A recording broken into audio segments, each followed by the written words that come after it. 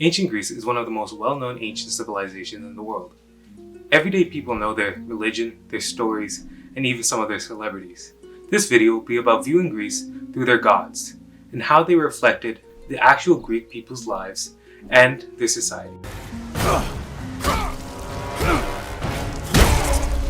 To begin, consent really wasn't a thing in ancient Greece, at least as far as the gods were concerned. Practically every god you can think of has had a story where they've done something non-consensual. Even Hades, who by many accounts had the most stable and loving marriage of all the gods with Persephone, started that relationship off with kidnapping.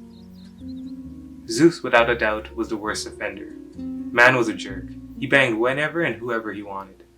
Now, I tell you what, I like you and I want you. Now we can do this the easy way or we can do it the hard way. The choice is yours.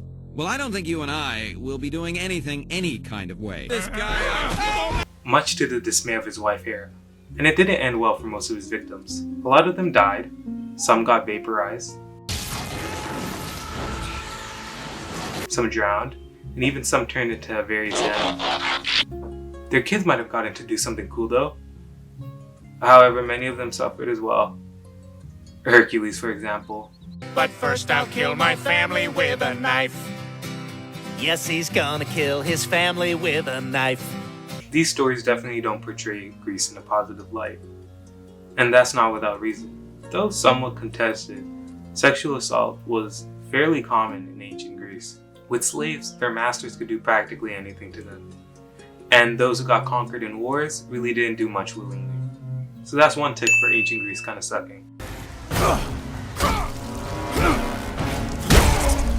You know what the Spartans loved more than punting a few good babies? Holy War. And you'd be surprised how many war gods there actually were. There were the well-known ones like Ares and Athena. Then there are the minor ones like Phobos and Deimos, who are the panic and dread of war. And Nike, who was the goddess of victory. Then there was the one who surprised me, Aphrodite, who was the goddess of love and beauty, but also the goddess of war on Sparta and Cythera. Why are there so many war gods? That's because Greece loved war. They fought everybody. They fought the Persians, they fought each other, and they fought over a girl.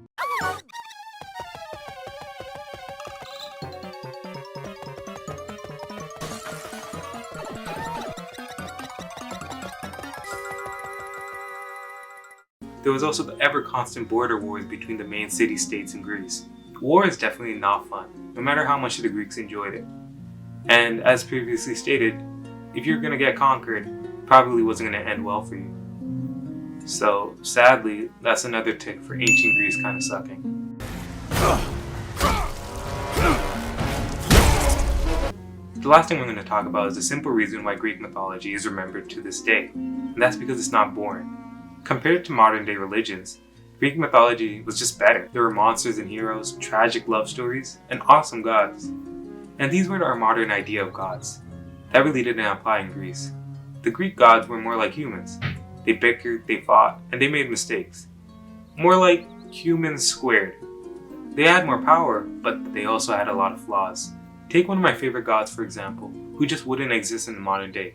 Dionysus, who was the god of literally getting hammered. His cult believed that when someone was drunk, they were actually just possessed by the spirit of Dionysus. These gods and their stories just covered every base.